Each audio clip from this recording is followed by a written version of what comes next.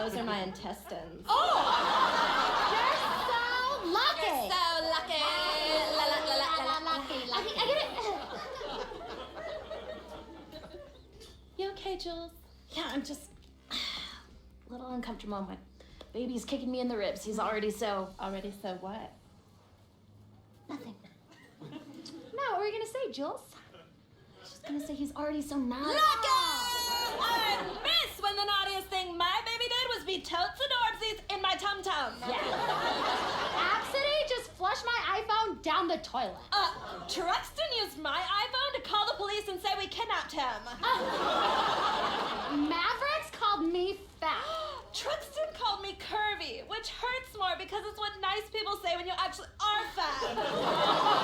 Absidy is so demanding, she's like a cruel dictator.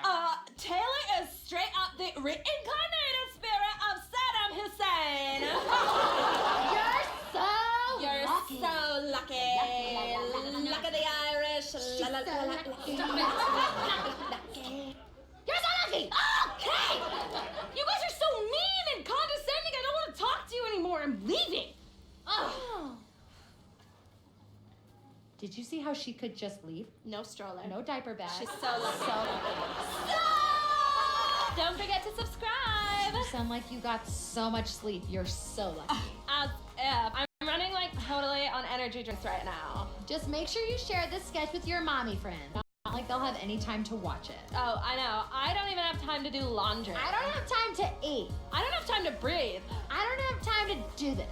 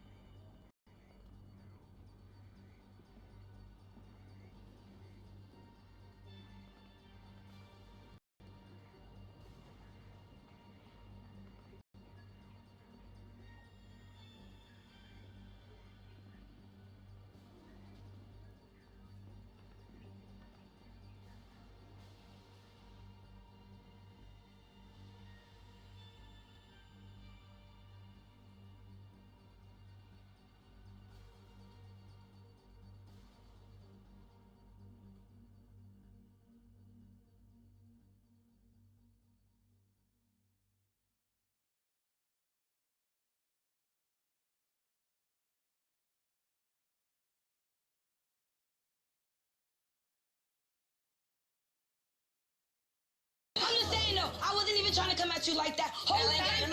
See? It's that. Let's do the time warp again. Let's talk about that. Let's do the time warp again. Let's talk about that.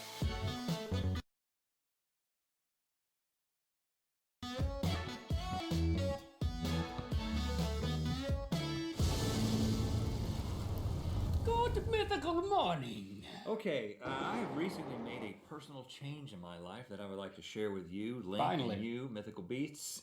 And that is that I no longer have my phone with me in the morning.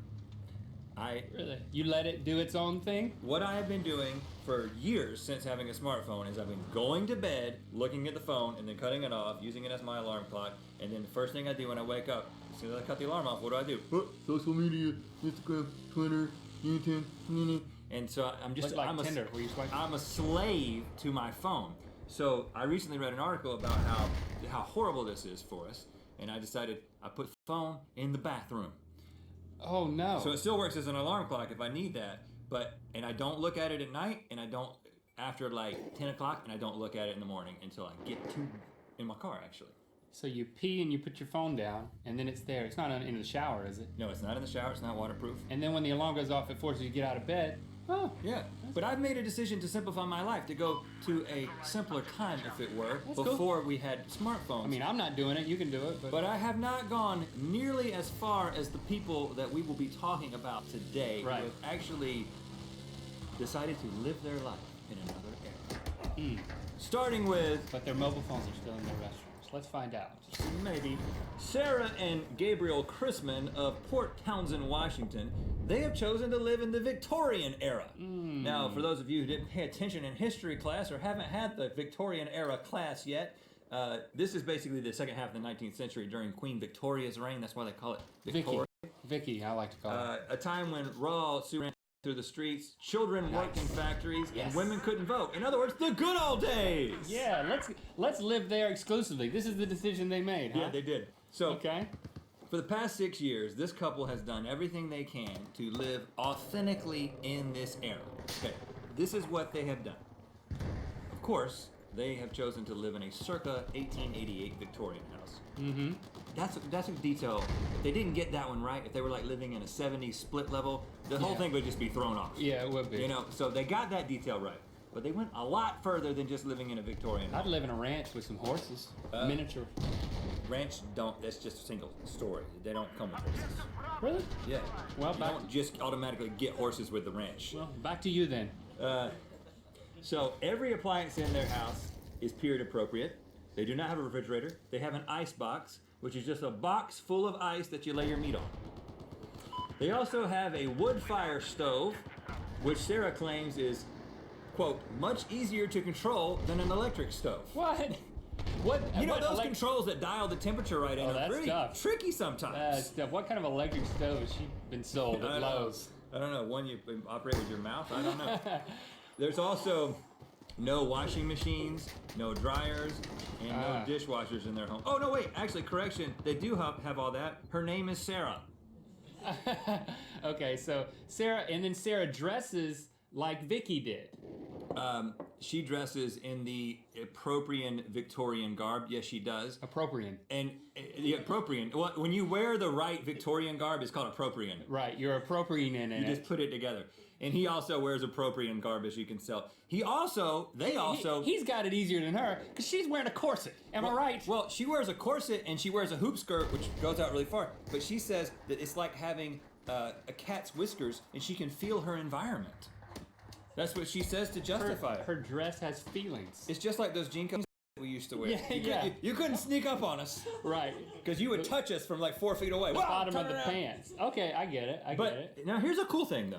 They ride these tall bicycles. I mean, apparently the male version of the bicycle, you can see Gabriel mounting the bicycle here. It's kind of a hoppity hop, hop, hop, hop, skip, skip, and I'm up. I haven't seen any footage of him getting off, but I can imagine that he looks just as cool as he does when he's getting on it, when he's dismounting the bike. And she drives this cool 3-wheel sort of trike version of this thing Yes. because of the skirt. That hoop skirt, you can't be riding on that thing. You got to be, and they've taken like 75-mile bike trips together on these things. That thing she's running looks like a farm implement. I mean, Farm implement, huh? it's like, Who's been looking at the vocabulary book this morning? that's pretty cool, man. Okay, Do I have to so wear a hoop skirt to ride that? you get the other one. You get the male version. I want that one. There's a male version and a female I version want of that. everything in the Victorian area. Okay, so why are they doing this? Why are they doing this? Now, they say that this is an ongoing research project, that they have a genuine interest in the era.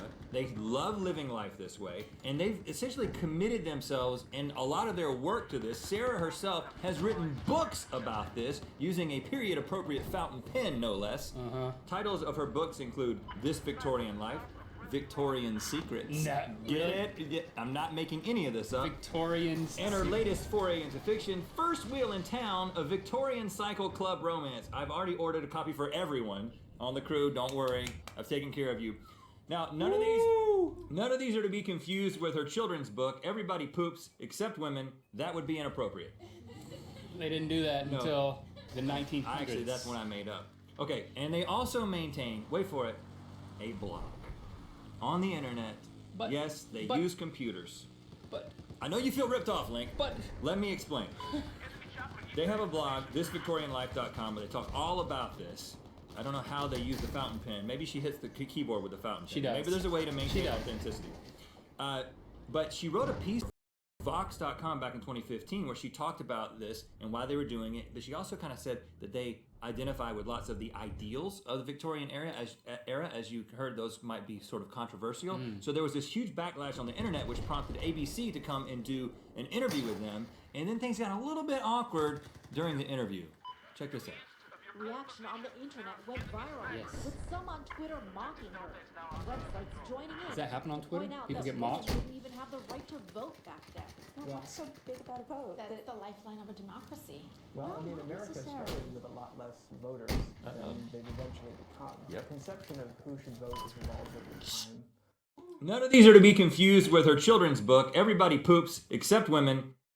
And websites joining in. Does that happen on to Twitter? Point out People that get women mocked? didn't even have the right to vote back then. Well, Well- what's so big about a vote? That's the lifeline of a democracy. Well, I mean, America necessarily. started with a lot less voters than they've eventually become. Yep. The conception of who should vote has evolved over time. But again, it's something that we don't necessarily see as being the most important thing in the world. But you do agree that women should vote? Well, I think that voting in general is overrated. Oh, no! As you can imagine, this piece really cleared everything up for all the people who had issues with them. Just keep it to your Victorian selves. Can I introduce you to someone else? You can. Meet Joanna Francis. She's a 30-something living in Scunthorpe, Yeah. North Lincolnshire, England. I'm My sorry. favorite town. Scunthorpe.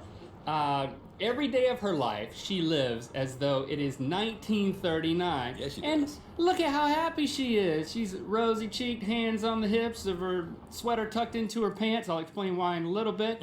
But why is she so happy? Because she's living in a little thing called World War II. Oh, okay. Britain You lost... said World War II, by the way. That's what I used to say as a kid. Before I realized it was World War. But not Did I say War? You kind of said World War, but I like it, man. Just World- roll with it. World War II. Britain lost almost 1% of their total population fighting the Nazis. But she Doesn't sound like a lot, but it is a lot. It is a lot, and she's chosen to go back to this time. When she moved into her house, she ripped out her kitchen and her bathroom because they were too modern. So I admire this woman. She went all the way, give or take. She now has an outdoor toilet, and she dumps her chamber pot in it every morning. Oh look, Joanna! Joanna's coming out to dump her chamber pot. Let's watch. You'd be into that, wouldn't Well, you? I don't think she does. Don't answer she that. doesn't do it naked. She probably goes out clothed. It's just Dookie in a pot, man. Wait, yeah, I know, but some people are into that. I don't know. I thought you would be. Okay, I'm not into it, man. So her outfit is an authentic land girl uniform, which is that's what it's called. Land girls were women that took over men's jobs in World War I and World War II. And I believe I have a picture of a white girl hoeing. There she is. Oh, wow. It's You can't get technically away from that. It's technically a